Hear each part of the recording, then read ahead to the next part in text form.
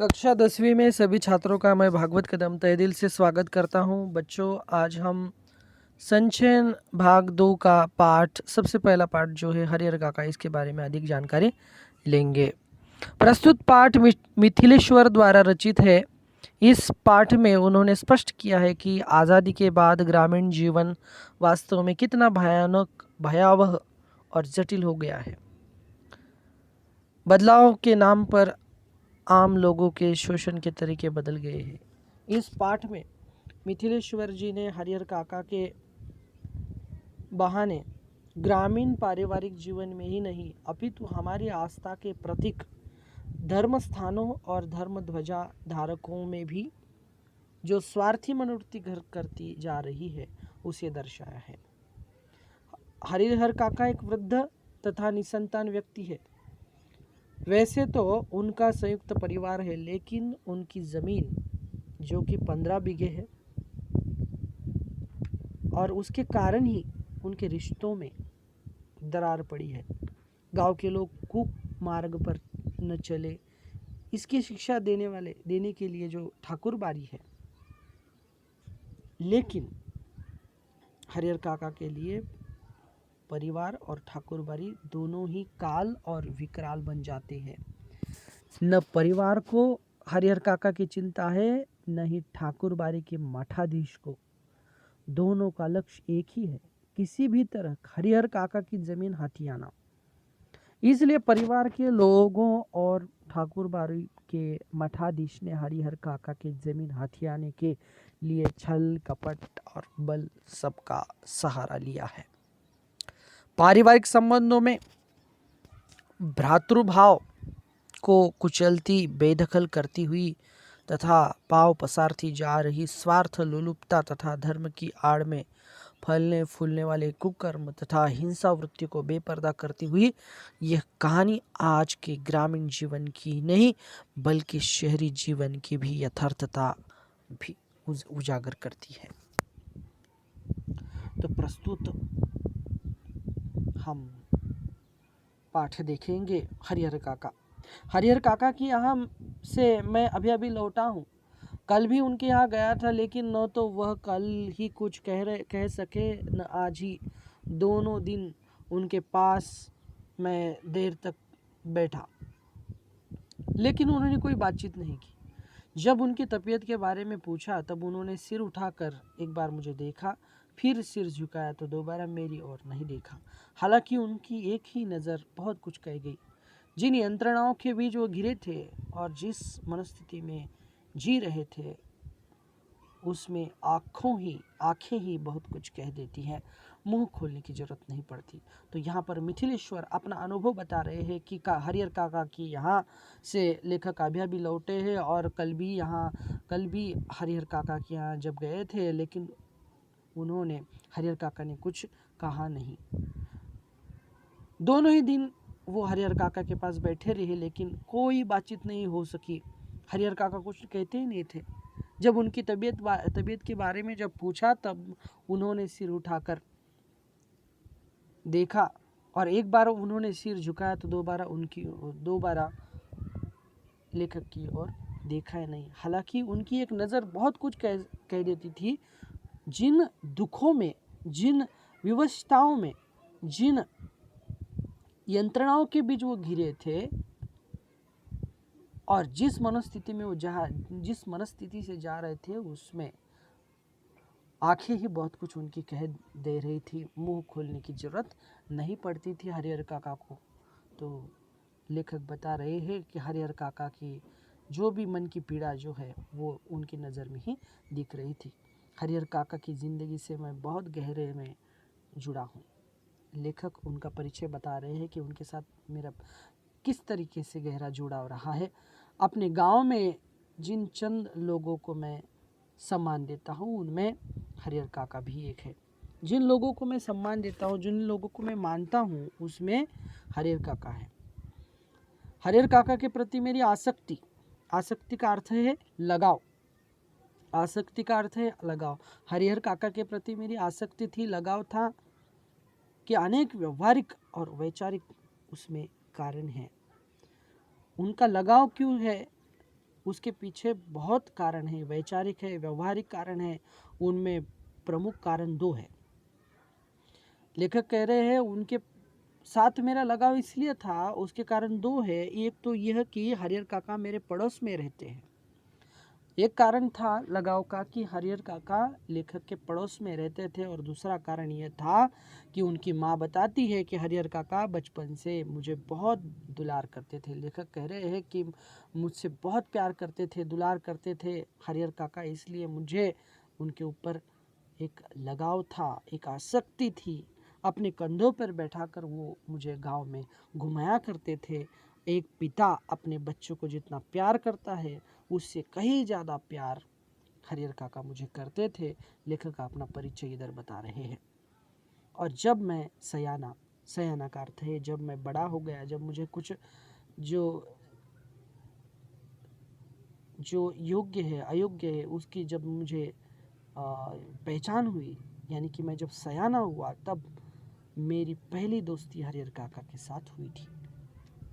हरिहर काका के साथ मेरी दोस्ती हुई थी, इसलिए मेरा लगाव हरिहर काका के प्रति था। हरिहर काका ने भी जैसे मुझसे दोस्ती के लिए ही इतनी उम्र तक प्रतीक्षा की थी, हरिहर काका ने भी जैसे कि मुझसे दोस्ती के लिए इतनी उम्र तक उन्होंने प्रतीक्षा की। माँ बताती है कि मुझसे पहले गांव में किसी अन्य से उनकी इतनी गहरी दोस्ती नहीं हुआ करती थी, उतनी दोस्ती लेखक के साथ हुआ करती है। लेखक की माँ ने उनको बताया था। वह मुझसे कुछ भी नहीं छुपाते थे। हरिहर काका जो है वो लेखक से कुछ भी नहीं छुपाते थे, क्योंकि वो दोस्त की भांति उनके साथ रहते थे, खूब खुलकर बातें करते थे। हरिहर काका उनके साथ खुलकर बातें करते थे, जो भी मन में हुआ करता था वो झट से वो बता देते थे। लेकिन आज कुछ बता नहीं पा रहे थे, लेकिन फिलहाल मुझसे भी कुछ कहना उन्होंने बंद कर दिया था। इस स्थिति में, आज की स्थिति में फिलहाल मुझसे भी कुछ कहना बंद कर दिया था। उनकी इस स्थिति ने मुझे बहुत चिंतित कर दिया है, जैसे कोई नाव बीच मझधार में फंसी हो। मझधार का अर्थ है किसी जल प्रवाह के बीच, किसी भव सागर के मध्य में, किसी सागर के मध्य में कोई नाव फंसी गई हो, और उस पर सवार लोग चिल्लाकर भी अपनी रक्षा न कर सकते हो, क्योंकि उनकी चिल्लाहट दूर तक फैले सागर के बीच उठती गिरती लहरों में विलीन का अर्थ है लुप्त हो जाने के अतिरिक्त कर ही क्या सकती है। तो यहाँ पर एक नाव और सागर में एक नाव फंसी हुई है, और लोग चिल्ला कर अपनी रक्षा के लिए लोगों को बुला रहे हैं रक्षा करने के लिए। लेकिन उसी सागर के बीच ये जो आवाज़ है वो उठती गिरती लहरों में विलीन होती जाती है, और उसके अतिरिक्त वहाँ पर कुछ नहीं होता। इस तरीके से आज हरिहर काका मौन होकर वहाँ पर घर पर बैठे हुए थे। मौन होकर जल समाधि लेने के अतिरिक्त कोई दूसरा विकल्प यानी कि दूसरा पर्याय नहीं था, दूसरा उपाय नहीं था। आज लेखक देख रहे थे कि आज हरिहर काका बिल्कुल मौन है, बिल्कुल कैसे है, मौन बैठे हुए है। लेकिन मन इसे मानने को कतई तैयार नहीं। जीने की लालसा की वजह से बेचैनी और झटपटाहट बढ़ गई हो, कुछ ऐसी ही स्थिति के बीच हरिहर काका घिर गए हैं, और लेखक का मन बिल्कुल मानने के लिए तैयार नहीं था कि इनके साथ क्या हो गया है। जीने की लालसा की वजह से बेचैनी और झटपटाहट बढ़ गई थी हरिहर काका की, और कुछ ऐसी स्थिति के बीच काका जो है वो घिर गए थे। काका जो है वो दुख में डूब गए थे। कौन सा दुख था ये लेखक को पता नहीं था। आज बहुत पूछा, लेकिन वो कुछ बताने के लिए राजी नहीं थे। हरिहर काका के बारे में मैं सोचता हूँ तो मुझे लगता है कि वह यह समझ नहीं पा रहे हैं कि कहें तो क्या कहें। लेखक के बारे में हरिहर काका के बारे में मैं जब सोचता हूँ तो मुझे लगता है कि वह यह समझ नहीं पा रहे हैं कि कहे तो क्या कहे। हरिहर काका को भी समझ नहीं आ रहा था कि मैं कहूँ तो क्या कहूँ। अब कोई ऐसी बात नहीं जिसे कहकर वो हल्का हो सके। अब क्या है ना, हम जब भी हम दुख में डूबे रहते तो हमारी जो बात है वो बात हमारे सबसे पहले हम अपने दोस्त को कहते हैं। तो उसी प्रकार अब कोई ऐसी बात नहीं थी जिसे कहकर वो हल्का हो सके। कोई ऐसी उक्ति नहीं जिसे कहकर वो मुक्ति पा सके। हरिहर काका की स्थिति में मैं भी होता तो निश्चय ही गूंगेपन का शिकार हो जाता। कि उनके पास, हरिहर के काका के पास एक भी कोई बात नहीं हुआ करती, बिल्कुल एक भी बात नहीं थी।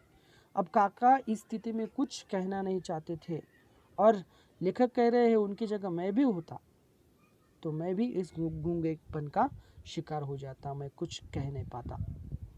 हरिहर काका इस स्थिति में कैसे आ फंसे, यह कौन सी स्थिति है, इसके लिए कौन जिम्मेवार है, यह सब बताने से पहले अपने गांव का और खासकर अपने गांव के ठाकुरबाड़ी यानी कि देवस्थान ठाकुरबाड़ी का संक्षिप्त परिचय मैं आपको देना उचित समझता हूँ, क्योंकि उसके बिना तो यह कहानी अधूरी ही रह जाएगी।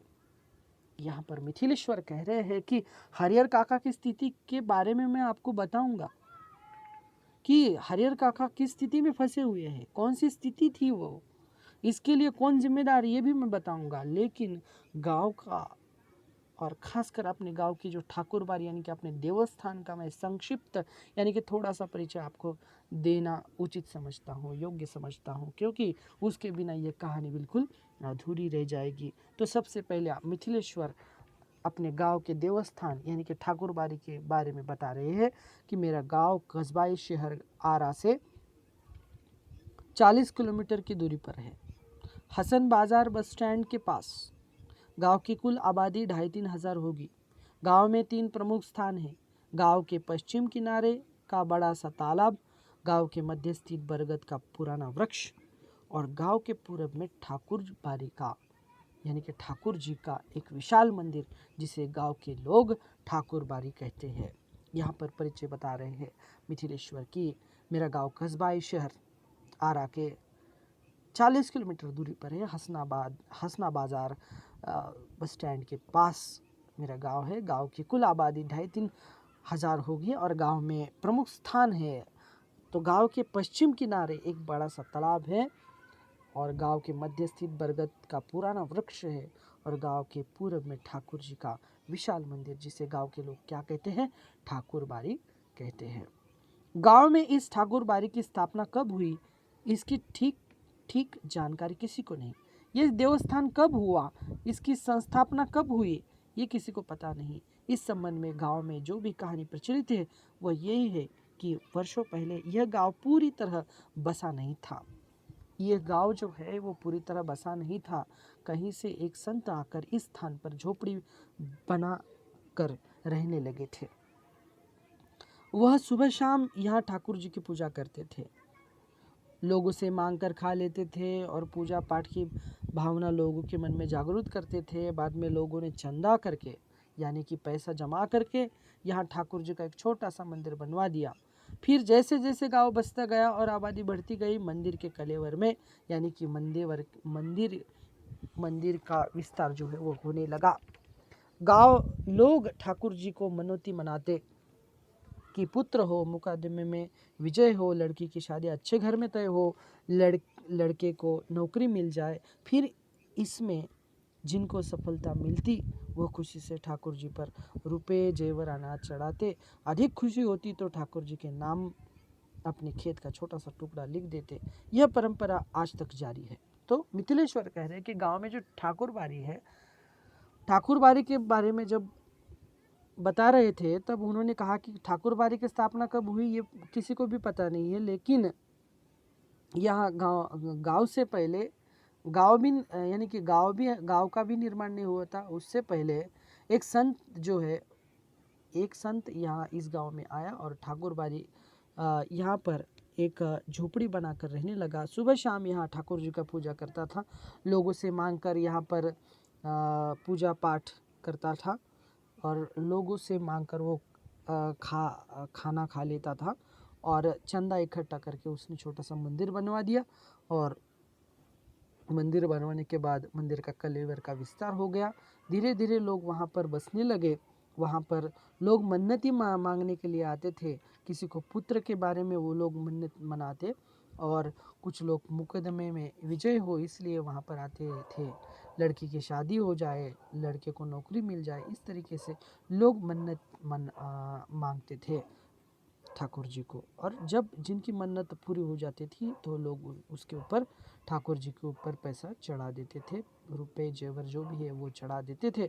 खुशी से ठाकुर जी को अपने नाम पर जो भी खेती है उस खेती का छोटा सा टुकड़ा भी वो देते थे और ये परंपरा आज तक जारी है। अधिकांश लोगों को विश्वास है कि उन्हें अच्छी फसल होती है तो ठाकुर जी की कृपा से। लोग ये समझते थे कि हमें अगर अच्छी फसल हो रही है तो किसकी कृपा से हो रही है? ठाकुर जी की कृपा से। मुकदमे में जीत हो गई तो किसकी कृपा से? ठाकुर जी के कृपा से हो रही है। लड़की की शादी इसलिए जल्दी तय हो गई क्योंकि ठाकुर जी को मन्नत मनाई थी। लोगों के इस विश्वास का यह परिणाम है कि गांव की अन्य चीज़ों की तुलना में ठाकुरबाड़ी का विकास 1000 गुना अधिक हुआ है। अब तो यह गांव ठाकुरबाड़ी से ही पहचाना जाता है।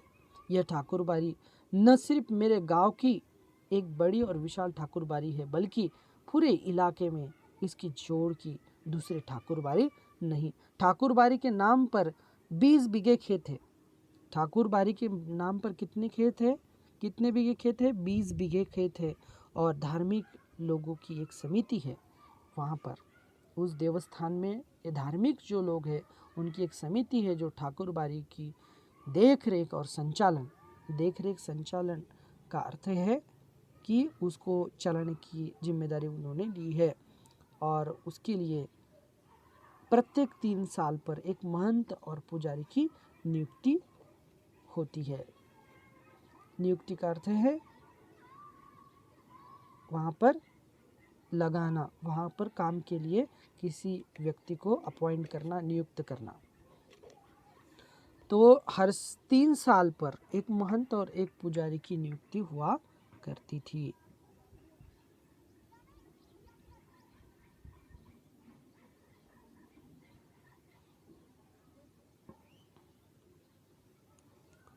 ठाकुरबाड़ी का काम लोगों के अंदर ठाकुर जी के प्रति भक्ति भावना पैदा करना तथा धर्म से विमुख हो रहे लोगों को रास्ते पर लाना। ठाकुरबाड़ी में भजन कीर्तन की आवाज़ बराबर गूंज रही है। गांव जब भी बाढ़ या सूखे की चपेट में आता,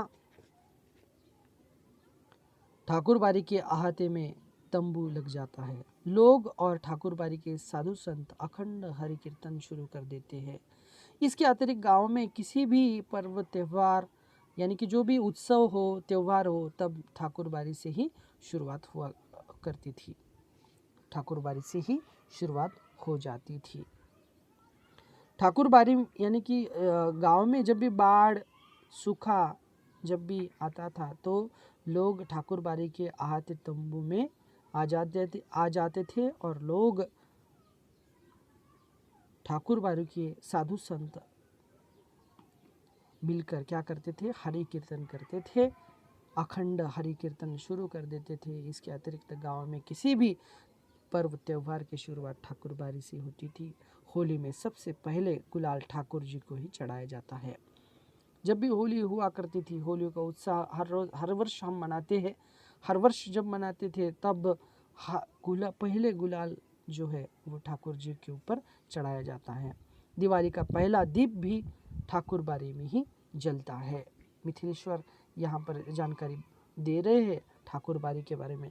जन्म, शादी, जनेऊ के अवसर पर अन्न वस्त्र की पहली भेंट ठाकुर जी के नाम पर की जाती है। ठाकुरबाड़ी के ब्राह्मण साधु व्रत कथाओं के दिन घर घर घूमकर कथा वाचन करते हैं। लोगों के खलिहान में जब फसल की दवनी यानी कि गेहूँ धान निकलने की प्रक्रिया जहाँ पर होती है वहाँ पर होकर अनाज की ढेरी तैयार हो जाती है, तब ठाकुर जी के नाम अगउम निकाल कर ही लोग अनाज अपने घर ले जाते थे। अगउम का अर्थ है प्रयोग में लाने से पहले देवताओं के लिए निकाला गया एक हिस्सा। यानी कि जब भी ठाकुर बारी के ब्राह्मण जो है वो क्या करते थे, गांव में अनाज की ढेरी लग जाने के बाद, यानी कि अनाज तैयार होने के बाद, अपने खेत में अनाज तैयार होने के बाद लोग क्या करते थे, ठाकुर जी के नाम पर एक अगूम यानी कि एक छोटा सा हिस्सा जो है वो अनाज का हिस्सा निकाल कर रख देते थे, और बाद में वो ब्राह्मण साधु जो है ठाकुर बारी के, वो वहाँ पर आकर वो हिस्सा ले जाते थे। ठाकुर बारी के साथ अधिकांश लोगों का संबंध बहुत घनिष्ठ है। घनिष्ठ यानी कि गहरा।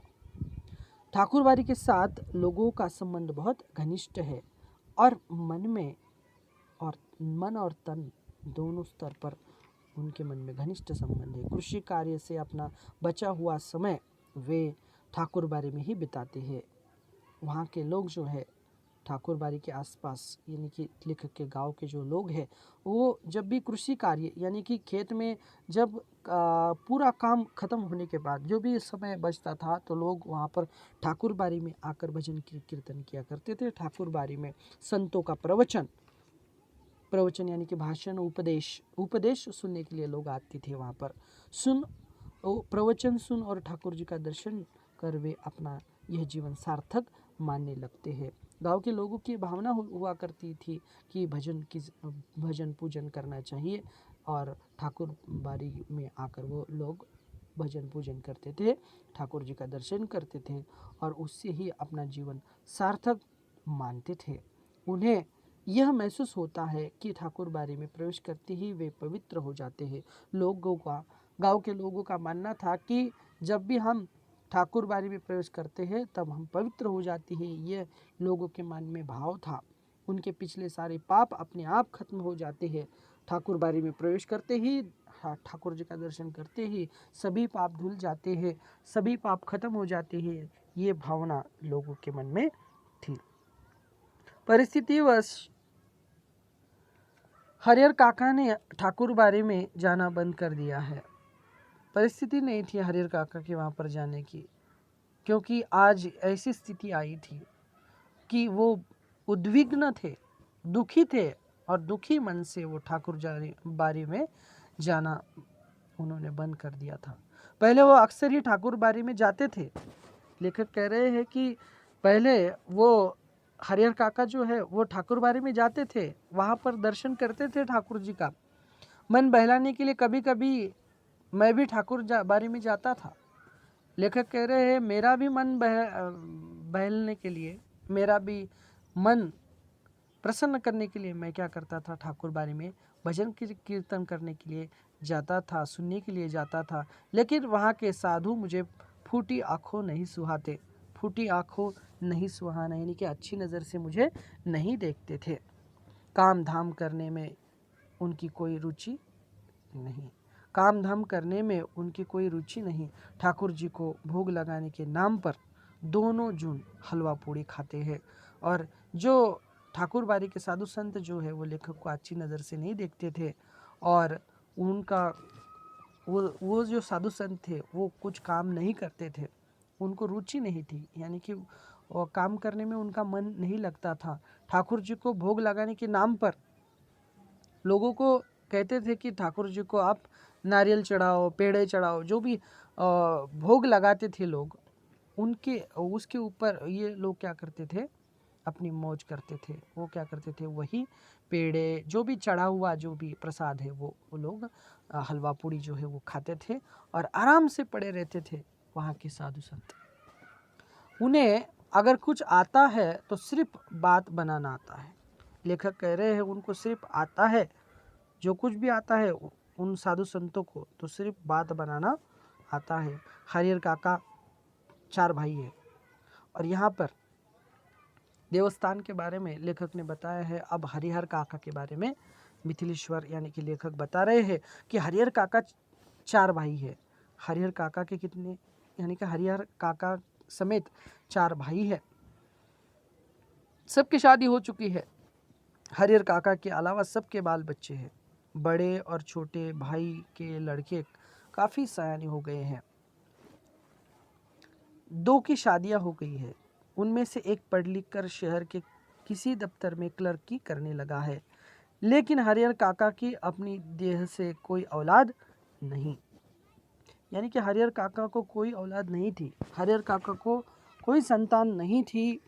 और जो भी उनके भाई थे, उनके भाइयों के जो भी बच्चे थे, उन बच्चों के भी बड़े और छोटे भाई के लड़के जो थे, उनकी वो बिल्कुल सयाने हो चुके थे। और दो लड़कों की शादियां हो गई थी। उनमें से एक जो लड़का था वो पढ़ लिख कर शहर के किसी दफ्तर में क्लर्की करने लगा था। लेकिन हरिहर काका की कोई भी वहाँ पर एक भी संतान नहीं है। भाइयों में हरिहर काका का नंबर दूसरा है और भाइयों में दूसरे नंबर का स्थान जो है वो हरिहर काका को था। औलाद के लिए उन्होंने 2 शादियाँ की। हरिहर काका ने कितनी शादियाँ की थी? 2 शादियाँ औलाद के लिए। लेकिन उनको कोई भी लंबे समय तक वो प्रतीक्षारत रहे, लेकिन बिना बच्चा जने उनकी दोनों पत्नियां स्वर्ग सिधार गई। एक भी पत्नी को पुत्र प्राप्ति नहीं हुई और दोनों भी पत्नियां जो है वो स्वर्ग सिधार गई, यानी कि उनका देहांत हो गया। लोगों ने तीसरी शादी करने की सलाह दी, लेकिन अपनी गिरती हुई उम्र और धार्मिक संस्कारों की वजह से हरिहर काका ने इनकार कर दिया। हरिहर काका धार्मिक थे और उनकी उम्र भी बढ़ रही थी, इसलिए उन्होंने फैसला किया कि मुझे अब शादी नहीं करनी है। उन्होंने शादी से इनकार कर दिया। वह इत्मीनान और प्रेम से अपने भाइयों के परिवार के साथ रहने लगे।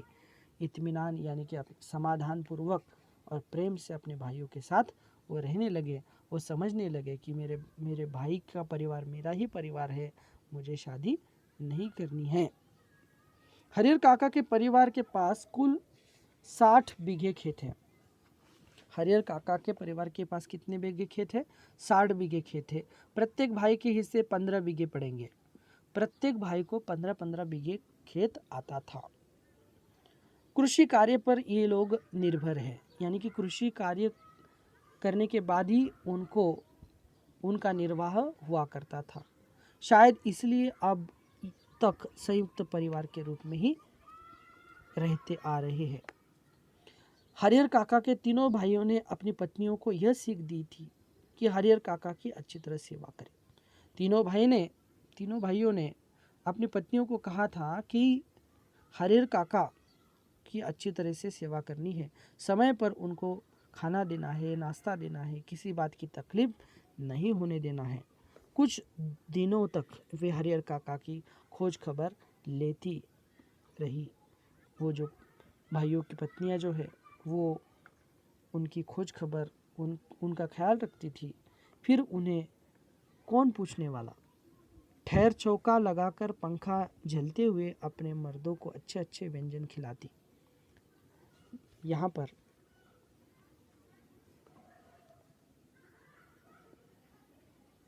हरिहर काका की भाइयों की जो पत्नियां हैं वो क्या करती थी, अपने अपने पतियों को पंखा लगाते हुए यानी कि उनको हवा करते हुए अच्छे अच्छे व्यंजन, अच्छे अच्छे पदार्थ खिला देती थी। हरिहर काका के आगे तो बची कुछ ही चीज़ें आती थी। और बाद में हरिहर काका के साथ ऐसा होने लगा अन्याय घर पर ही, कि पहले तो अच्छे अच्छे व्यंजन खाने के लिए मिला करते थे हरिहर काका को, लेकिन अभी भाइयों की जो पत्नियां हैं वो सिर्फ अपने पतियों को अच्छा अच्छा व्यंजन खिलाती थी और हरिहर काका का जो बचा कुचा जो खाना हुआ करता था वो खिला देती थी। कभी कभी तो हरिहर काका को रूखा सूखा खाकर ही संतोष करना पड़ता। कभी कभी हरिहर काका रूखा सूखा खाकर ही सोते थे, संतोष करते थे, यानी समाधानी होना पड़ता था उनको। अगर कभी हरिहर काका की तबीयत खराब हो जाती तो वह मुसीबत में पड़ जाते। कभी हरिहर काका की तबीयत खराब हो जाती तो वह मुसीबत में पड़ जाते। इतने बड़े परिवार में रहते हुए भी कोई उन्हें पानी देने वाला तक नहीं। सभी अपने कामों में मशगूल यानी कि व्यस्त। बच्चे या तो पढ़ लिख रहे होते या धमा चौकड़ी मचाते, यानी कि वो मस्ती में लग जाते थे। मर्द खेतों पर गए रहते, औरतें हाल पूछने पर भी नहीं आती। दालान के कमरे में अकेले पड़े हरिहर काका को स्वयं उठकर अपनी ज़रूरतों की पूर्ति करनी पड़ती, यानी कि हरिहर काका को खुद लेना पड़ता था अपने हाथों से। जो उम्मीद उनके भाइयों के पत्नियों से थी, वो उम्मीद आज मिट्टी में मिल गई थी और आज उनको अपने हाथों से ही सब कुछ करना पड़ता था। ऐसे वक्त अपनी पत्नियों को याद कर करके हरिहर काका की आंखों में पानी आ जाता, आंखें भर आ जाती थी। भाइयों के परिवार के प्रति मोहभंग की शुरुआत इन्हीं क्षणों में हुई थी और फिर एक दिन तो विस्फोट हो गया। उस दिन हरिहर काका की सहन शक्ति जवाब दे गई। उस दिन शहर में क्लर्की करने वाले भतीजे का एक दोस्त गांव आया था। उसी के आगमन के उपलक्ष्य में 2-3 तरह की सब्जियां बच के चटनी रायता आदि बने थे। और देखिए, भतीजा जो है, जो क्लर्की करने वाला जो भतीजा है, वो घर पर आया था और गांव का दोस्त जो था उसके साथ में था। और उसी के आगमन के उपलक्ष्य में घर में कुछ अच्छे व्यंजन बने हुए थे, सब्जी बचके चटनी रायता आदि। बीमारी से उठे हरिहर काका का मन स्वादिष्ट भोजन के लिए बेचैन था, कि उनको लगा था कि आज हमारे घर में भतीजे का दोस्त आया है और उसको जो भी खाने के लिए व्यंजन बनाए हैं वो मुझे मिलेंगे। और हरिहर काका बीमारी से उठे थे और उनका मन कह रहा था कि मैं कुछ स्वादिष्ट भोजन करूं, मुझे आज स्वादिष्ट भोजन मिलेगा। ये उनके मन में एक इच्छा थी और वो बेचैन होने लगे थे कि मुझे कब मिलेगा ये। मन ही मन उन्होंने अपने भतीजे के दोस्त को सराहना की। मन ही मन उन्होंने अपने भतीजे के दोस्त की प्रशंसा की, सराहना की, और जिसके बहाने उन्हें अच्छी अच्छी चीज़ें खाने को मिलने वाली थी। लेकिन बातें बिल्कुल विपरीत हुई। सबों ने खाना खा लिया, सब लोगों ने खाना खा लिया, उनको कोई पूछने तक नहीं आया। उनके तीनों भाई खाना खाकर खलिहान में चले गए, खेतों में चले गए, जहाँ पर बना यानी कि फसल से धान बनाने का काम हुआ करता था। खलिहान में वो चले गए। दवनी हो रही थी, धान बनाने का काम हो रहा था। वे इस बात के प्रति निश्चिंत थे कि हरिहर काका को तो पहले ही खिला दिया गया होगा। यानी कि लेखक ने कहा है कि यहाँ पर हरिहर काका की दशा घर में ऐसी हो रही थी कि हरिहर काका को खाना तक नसीब नहीं हो रहा था। और जब भी उनके भाई जब खेत से आते थे तो उनको लग रहा था कि हरिहर काका को पहले से ही अपनी पत्नियों ने खिला दिया होगा। अंत में हरिहर काका ने स्वयं दालान के कमरे से निकल हवेली में प्रवेश किया। तब उनके छोटे भाई की पत्नी ने रूखा सूखा खाना लाकर उनके सामने परोस दिया, भात, मट्ठा और अचार। देखो, सब लोग खाना खाकर चले गए थे और अंत में हरिहर काका जो है स्वयं दालान के कमरे से निकल हवेली में उन्होंने प्रवेश किया।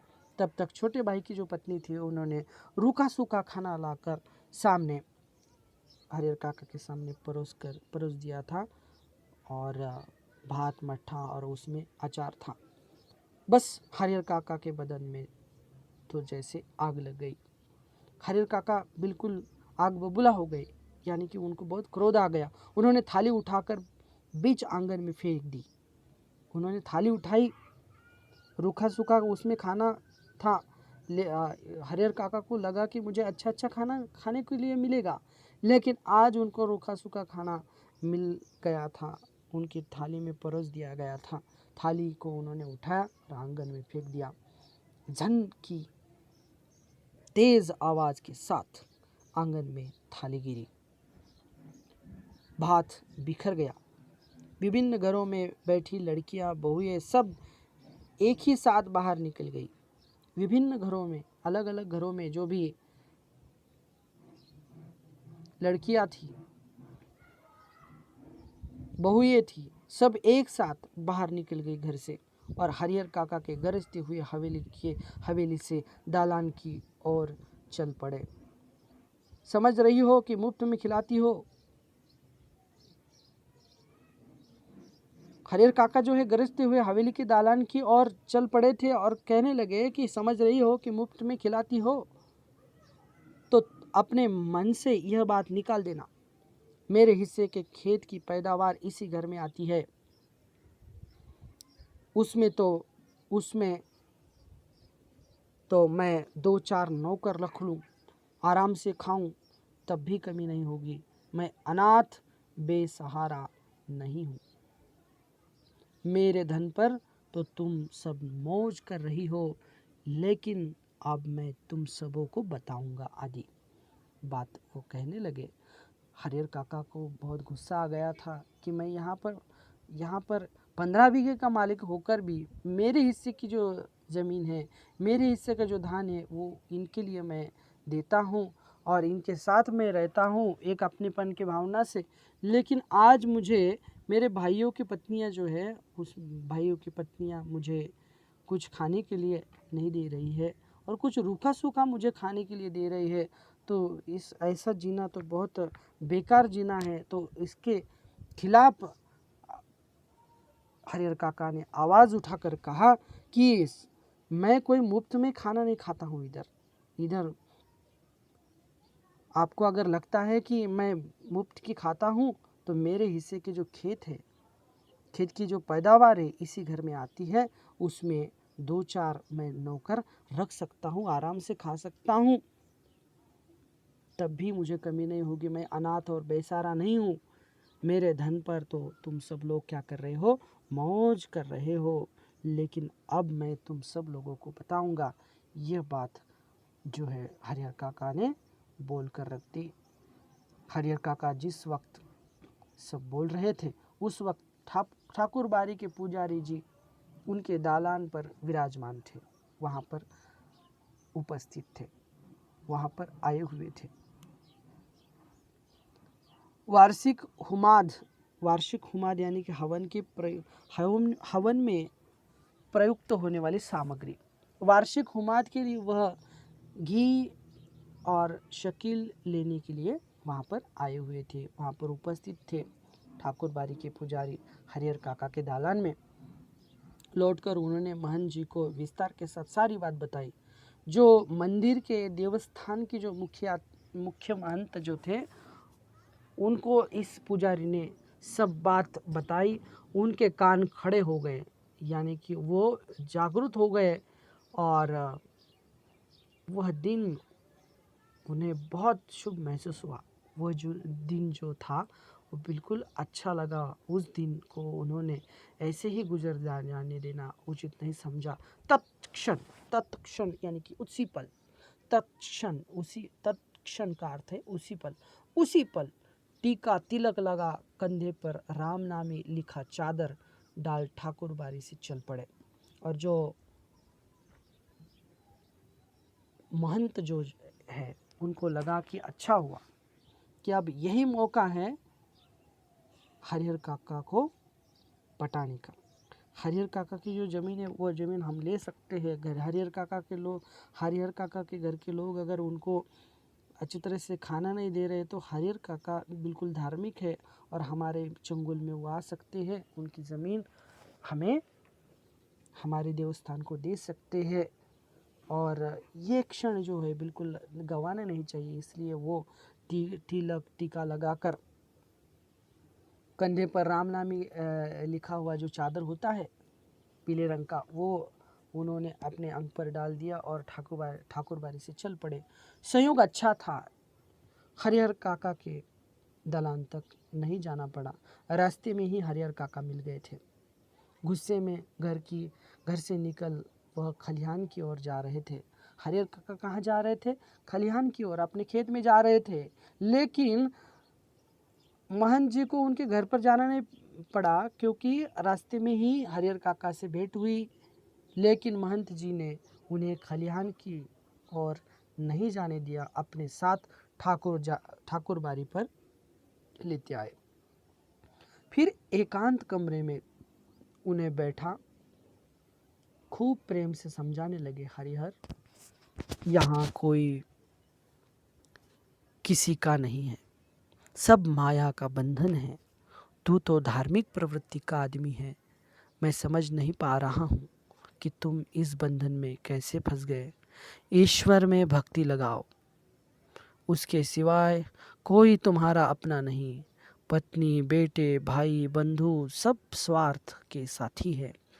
जिस दिन उन्हें लगेगा कि तुमसे उनका स्वार्थ सधने वाला नहीं, उस दिन वे तुम्हें पूछेंगे तक नहीं। इसलिए ज्ञानी, संत, महात्मा ईश्वर के सिवाय किसी और में प्रेम नहीं लगाते। तुम्हारे हिस्से में 15 बीघे खेत है, उसी के चलते तुम्हारे भाई के परिवार तुम्हें पकड़े हुए है। तुम एक दिन कहकर तो देख लो कि अपना खेत उन्हें न देकर दूसरे को लिख दोगे, वह तुमसे बोलना बंद कर देंगे। तो यहाँ पर महंत जो है उनको पटा रहे थे कि ये सब मोह माया है और तुम्हारे पास तो जमीन है, और अब तुम क्या करो कि ये स्वार्थ जो है, ये सब लोग जो है वो स्वार्थी है तुम्हारे साथ। ये तुम्हारे पास जब तक ये ज़मीन है तब तक तुम्हें लोग पूछेंगे, अगर तुम्हारे पास कुछ भी नहीं होगा तो तुम्हें लोग कुछ भी नहीं पूछेंगे। इसलिए ज्ञानी, महंत, महात्मा ईश्वर के सिवा कोई किसी का नहीं होता है, इनके साथ बने रहना चाहिए। तुम्हारे हिस्से की 15 बीघे खेत है, उसी के चलते तुम्हारे भाई के परिवार तुम्हें पकड़े हुए हैं। तुम एक दिन कहकर तो देखो कि मैं किसी को अपना खेत नहीं दूंगा, तो वो तुम्हें बोलना तक बंद कर देंगे। खून का रिश्ता खत्म हो जाएगा। तुम्हारे भले के लिए मैं बहुत दिनों से सोच रहा था, लेकिन संकोचवश नहीं कह रहा था। आज कह देता हूँ, तुम अपने हिस्से का खेत ठाकुर जी के नाम लिखवा दो। यहाँ पर पटा रहा था ये महंत कि भाई कि तुम जो अपना जो खेत है वो खेत ठाकुर जी के नाम पर लिख दो, सीधे वैकुंठ को प्राप्त करोगे, तुम्हें पुण्य मिलेगा। 3 लोग में तुम्हारी कीर्ति जगमगा उठेगी। जब तक चांद सूरज रहेंगे तब तक लोग तुम्हें याद करेंगे। ठाकुर जी के नाम पर जमीन लिखवा देना, तुम्हारे जीवन का महादान होगा। साधु संत तुम्हारे पाँव पखारेंगे, यानी कि साधु संत तुम्हें मान लेंगे, तुम्हारे पैर पड़ेंगे, सभी तुम्हारा यशोगान करेंगे, तुम्हारा यह जीवन सार्थक हो जाएगा। अपनी शेष जिंदगी तुम इसी ठाकुर बारे में गुजारना, तुम्हें किसी चीज़ की कमी नहीं होगी। एक मांगोगे तो 4 हाजिर हो जाएंगे। हम तुम्हें सिर आँखों पर उठा रखेंगे, यानी कि तुम्हें बहुत प्यार देंगे, तुम्हारे लिए सब कुछ करेंगे। ठाकुर जी के साथ साथ तुम्हारी भी आरती लगाएंगे। भाई का परिवार तुम्हारे लिए कुछ नहीं करेगा। पता नहीं पूर्व जन्म में तुमने कौन सा पाप किया था कि तुम्हारे दोनों पत्नियां अकाल मृत्यु को प्राप्त हुई। तुमने औलाद का मुंह तक नहीं देखा। अपना यह जन्म तुम अकारथ का अर्थ है बेकार न जाने दो। ईश्वर को एक भर दोगे तो 10 भर पाओगे, यानी कि ईश्वर को एक बार तुम दोगे तो तुम में चप्पर फाड़ के ईश्वर देगा। मैं अपने लिए तो तुमसे मांग नहीं रहा हूँ। देखो यहाँ पर ये महंत जो है वो कह रहा है मेरे लिए नहीं मांग रहा हूँ, मैं ईश्वर के लिए मांग रहा हूँ तुम्हारा। लेकिन वो क्या कर रहा था, अपना स्वार्थ सिद्धि के लिए हरिहर काका को पटा रहा था। तुम्हारा यह लोक और परलोक दोनों बन जाए, इसकी राह मैं तुम्हें बता रहा हूँ, यानी कि तुम्हें अच्छी राह पर मैं लेकर जा रहा हूँ। हरिहर काका, हरिहर देर तक महंत जी की बातें सुन रहे थे। हरिहर ध्यान से सुन रहे थे महंत जी की बातें। महंत जी की बातें उनके मन में बैठती जा रही थी। ठीक ही तो कह रहे हैं महंत जी, कौन किसका है, यानी कि उनके मन में ऐसा चल रहा था कि ठीक कह रहे हैं महंत जी, कौन किसका है। 15 बीघे खेत की फसल भाइयों के परिवार को दे देते हैं, तब कोई पूछता नहीं। अगर कुछ न दे तब क्या हालत होगी। उनके जीवन में तो यह स्थिति है, मरने के बाद उन्हें कौन याद करेगा। सीधे सीधे उनके खेत हड़प जाएंगे। देखो मरने के बाद ये खेत जो है 15 बीघे खेत ये तीनों भाइयों में बांट दिया जाएगा और कौन किसका नाम लेगा, फिर बाद में ठाकुर जी के नाम लिखवा देंगे तो पुश्तों तक लोग उन्हें याद करेंगे। अब तक के जीवन में तो ईश्वर के लिए उन्होंने कुछ नहीं किया, अंतिम समय तो यह बड़ा पुण्य कमा ले, लेकिन यह सोचते हुए भी हरिहर काका का मुंह खुल नहीं रहा था। ये मन ही मन में चल रहा था हरिहर काका के कि जब मैं मेरी ज़मीन अगर देवस्थान को यानी कि ठाकुर बाड़ी को दे दूंगा तो मेरा नाम हो जाएगा, यानी कि अनंत काल तक, यानी कि बहुत समय तक मेरा नाम चलता रहेगा। भाई का परिवार तो बिल्कुल स्वार्थी है, वो बाद में अगर मैं मर जाऊं तो बाद में वो बांट लेंगे खेती और मेरा नाम भी नहीं रहेगा। ये मन ही मन में सोच रहे थे, उनका मुंह खुल नहीं रहा था। भाई का परिवार तो अपना ही होता है, उनको न देकर ठाकुर बाड़ी में दे देना उनके साथ धोखा, विश्वासघात होगा। और ये भी मन में सवाल आ रहा था। दूसरा सवाल ये था कि ये भाई का परिवार तो किसका है, अपना ही तो है ना, तो इनको देना चाहिए। उनको न देकर ठाकुर बाड़ी में दे देना तो उनके साथ क्या हो जाएगा, धोखा हो जाएगा, विश्वासघात भी हो सकता है। ये बातें जो है, ये दोनों बातें हरिहर काका के मन में चल रही थी। अपनी बात समाप्त कर महंत जी प्रतिक्रिया जानने के लिए हरिहर की ओर देखने लगे। सब कुछ समझाते हुए महंत जी जो है अब हरिहर काका को देखने लगे कि अब हरिहर काका की क्या प्रतिक्रिया होगी। उन्होंने मुंह से तो कुछ नहीं कहा, लेकिन उनके चेहरे के परिवर्तन भाव महंत जी की अनुभवी आंखों से छिप न रह सके।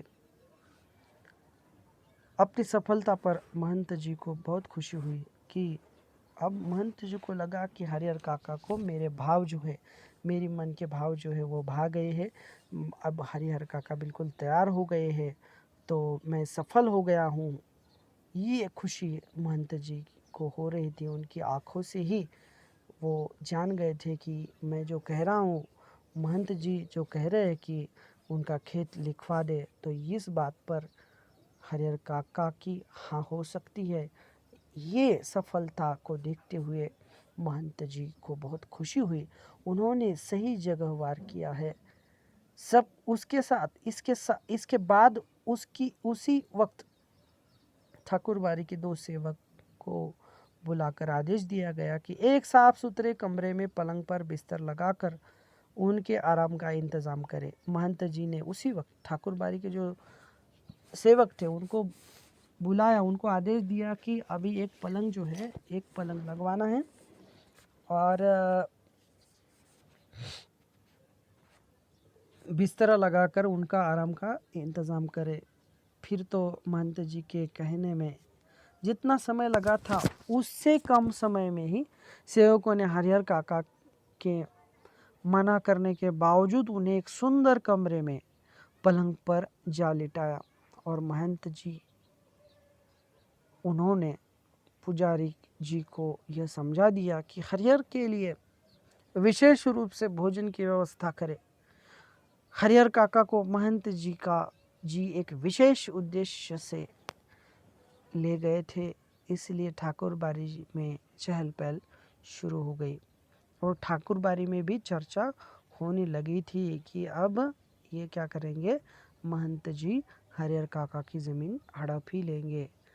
इधर शाम को हरिहर काका के भाई जब खलिहान से लौटे तब उन्हें इस दुर्घटना का पता चला। हरिहर काका के बारे में जो कुछ हुआ था दिन भर में, वो खलिहान से लौटकर सभी भाइयों ने जान लिया। पहले तो अपनी पत्नियों पर वो खूब बरसे, यानी खूब अपनी पत्नियों को खूब उन्होंने अनाप शनाप बातें कह डाली और वो कहने लगे कि उनको उनके साथ ऐसा बर्ताव नहीं करना चाहिए था। फिर एक जगह बैठकर चिंतामग्न सभी भाई हो गए और हालांकि गांव के किसी व्यक्ति ने भी उनसे कुछ नहीं कहा था। महंत जी ने हरिहर काका को क्या क्या समझाया है इसकी भी जानकारी उन्हें नहीं थी कि हरिहर काका को महंत जी ने किस तरीके से भड़काया ये भी उनको जानकारी नहीं थी, लेकिन इसके बावजूद उनका मन शंकालु और बेचैन हो गया। दरअसल बहुत सारी बातें ऐसी होती है जिनकी जानकारी बिना बताए ही लोगों को मिल जाती है। शाम गहराते गहराते हरिहर काका के तीनों भाई ठाकुर बाड़ी पहुँचे। यानी कि शाम होते होते ठाकुर बाड़ी के यहाँ सभी भाई गए हरिहर काका को लेने के लिए। उन्होंने हरिहर काका को वापस घर चलने के लिए कहा। इससे पहले कि हरिहर काका कुछ कहते, महंत जी बीच में आ गए और बोले, आज हरिहर काका को यही रहने दो, बीमारी से उठा है, इसका मन अशांत है, ईश्वर के दरबार में रहेगा तो शांति मिलेगी। लेकिन उनके भाई जो है, महंत जी के कहने पर उनके भाई उन्हें घर चलने के लिए जिद करने लगे। इस पर ठाकुर बाड़ी के साधु संत उन्हें समझाने लगे। वहाँ उपस्थित गांव के लोगों ने भी कहा कि एक रात ठाकुर बाड़ी में रह जाएंगे तो क्या हो जाएगा। अतः भाइयों को निराश हो वहाँ से लौटना पड़ा और वहीं हरिहर काका वहीं ठाकुर बाड़ी में एक दिन के लिए वो रहे। तो यहाँ पर हम इस प्रकार हमने हरिहर काका कहानी का एक पहला भाग हमने देखा है। अगले भाग में हम अगली कड़ी देखेंगे। और कुछ शंका हो, समस्या हो तो मुझसे आप संपर्क कर सकते हैं बच्चों। बहुत बहुत धन्यवाद।